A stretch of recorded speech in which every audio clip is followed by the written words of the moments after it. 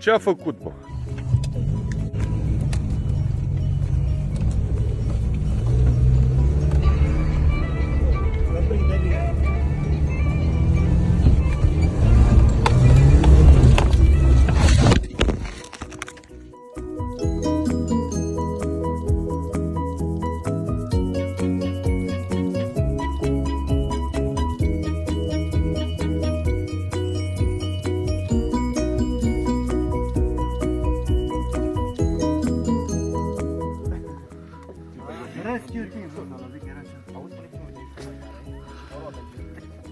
Deci trebuie să pun centura?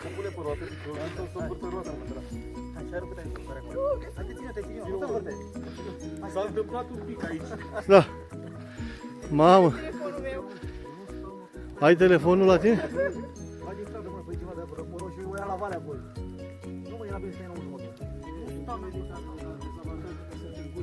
Păi asta nu e vitarea, e Jimny.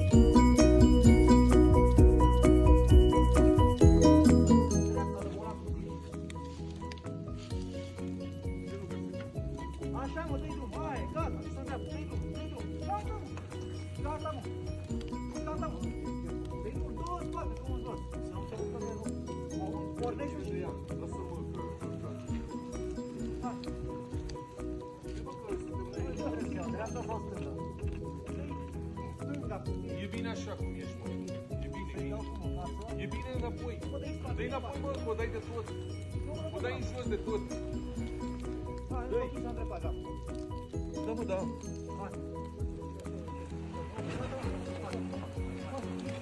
Dă-i dreapta un pic. Dreapta. Așa. Dreapta, dreapta, Dreapta? gata, Păi da, dar să-ți și pornească. dar pornește-o și dă-i în spate, că nu mai trebuie. Ce l-a furat aici. Lasă-l un pic așa. Foarte puțin. Atât. Dă-i drum ușor. Da. Gata, e drept. În dreapta, drept. Pici.